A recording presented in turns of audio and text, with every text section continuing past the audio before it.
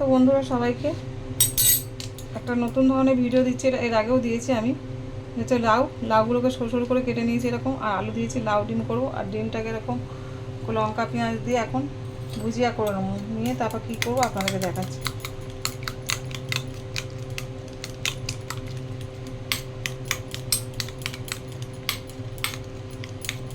কড়া বসিয়ে দিয়েছি, কড়া এবার তেল দেবো।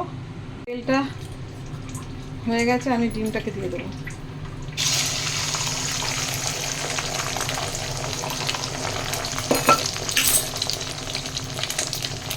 ডিমটাকে আমি ভুজিয়া করে নেবো।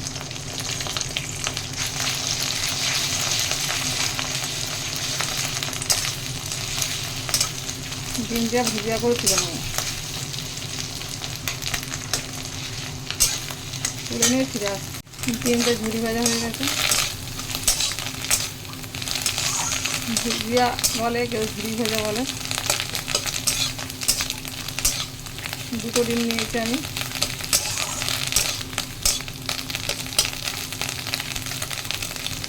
আর একটু ভেজে নিয়েছি। এবার কড়াই তেল দিয়েছি, 5 ফোড়ন দেবো। দিয়ে লাউটা দিয়ে নুন দিয়ে ঢাকা দিয়ে দেবো।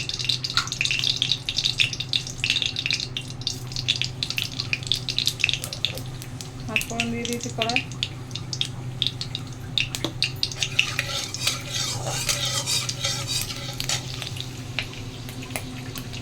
লাউটা দিয়ে দিচ্ছি। কচি লাউ আমি কিনেছিলাম, ওই বাজারে গেছিলাম, যেমনি লাউ ভাত থাকে ছট পুজো, সেই লাউ ভাত খাওয়ার জন্য সব লাউ ভর্তি হয়ে গেছিলো। তার জন্য আমি কী করেছি, আমিও কিনেছি একটা কচি রেখে লাউ। আমরা লাউ ভাত খাবো না, লাউ দিয়ে করবো, সেটাই লাউ দিয়ে ভাত খেলেই লাউ।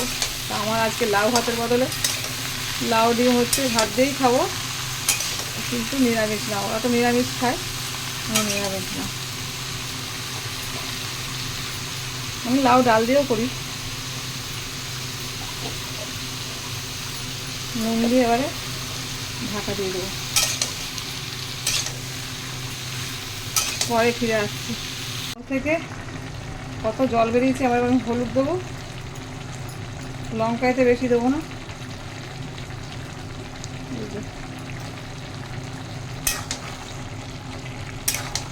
আর একটু জলও দিতে লাগবে না।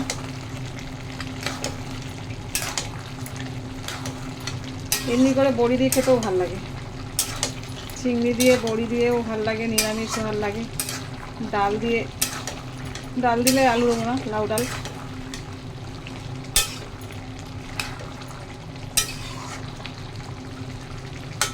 এটা হোক,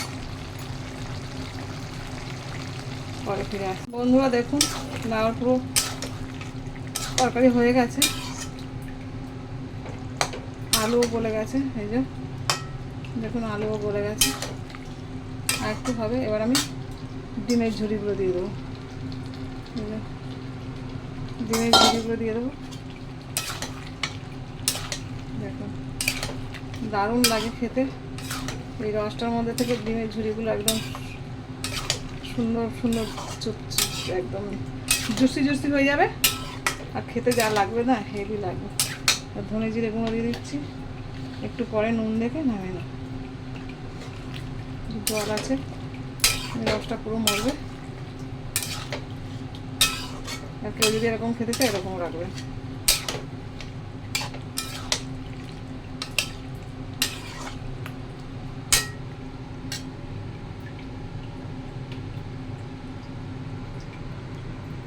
নিত্য নতুন রেসিপি পেতে আমার চ্যানেলটাকে লাইক করবেন, শেয়ার করবেন। অনেক ভালো থাকবেন। Tata tata.